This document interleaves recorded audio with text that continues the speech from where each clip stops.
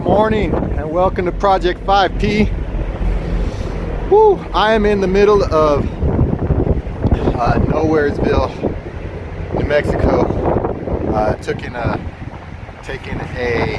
cross-country road trip. Well, at least halfway across the country. And there's nothing out here except for a couple semi-trucks.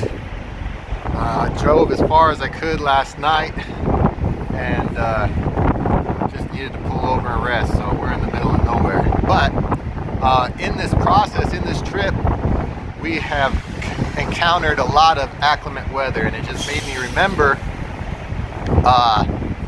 last year about this time, December of 2020, we were traveling just east of El Paso, Texas, near Van Horn, and we're stuck in a very bad snowstorm.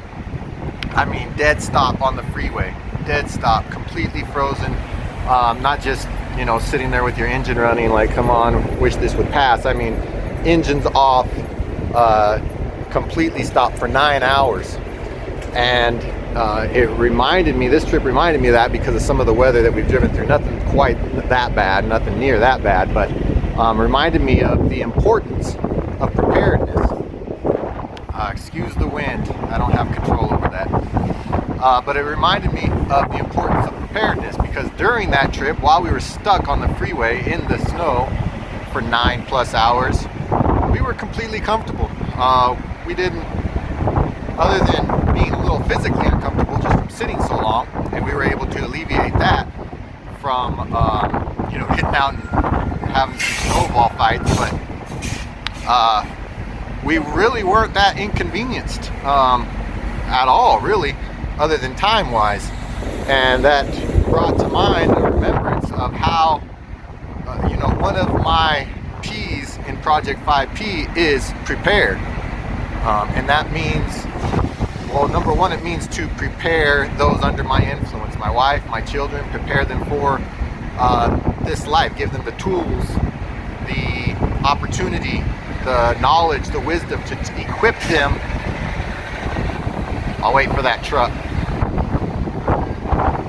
Equip them with the tools and prepare them for not only this life, but to meet our Creator. Give them the spiritual insight and wisdom and point them in the right direction for that as well. But the P of preparedness also means emergency preparedness. And or prepping. I'm not real fond of that term, prepping, but same basic premise of being prepared for emergencies. And in that instance, my family was very grateful that I'm prepared for emergencies. I mean, we had enough food and water. If we were stuck on that freeway for 3 days, we would have had enough. We would have been fine. We had enough food and water. We had plenty of fuel. We had backup fuel supply for the vehicle. As far as extra gas cans, we had plenty of warmth, blankets, we had entertainment. The children, the kids had lots of things to keep them occupied, games and such, to keep them mentally and emotionally fine. Everything we needed to keep us safe and secure in that situation, and comfortable, even not just barely making it, not just barely squeezing by, but comfortable. And that again reminded me of the P of preparedness and my 5 P's. And not only that, but that lends itself to providing, provision, provide, that P as well, because can you provide? Are you prepared enough to provide should tragedy strike in some way?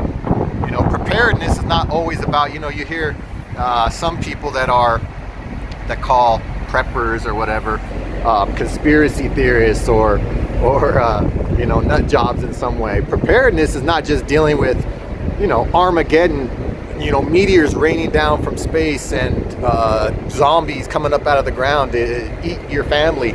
It's not just about that. In fact, it's not about that at all. For most people, emergency preparedness. Just ask the people that have been through snowstorms in Texas. Ask the people that have been through tornadoes, hurricanes, floods.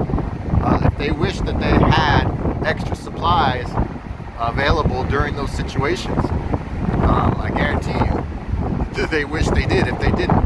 So your family will thank you. That's part of the 5 P's, the Project 5P. One of my 5 P's is prepare. Prepare, be prepared, and that's part of providing as well. You have to be able to provide even when the unforeseen circumstances happen. So just wanted to, like I said, this trip, it's very windy and very cold right now. Forgive the wind again. It's about, I don't know, 20 degrees or so out here right now. But that came to mind. It reminded me of last year's trip, and hopefully we don't encounter anything like that again this time. But if we did, we would have the resources to make it through that quite comfortably. So I encourage you to do the same. All right, get after it.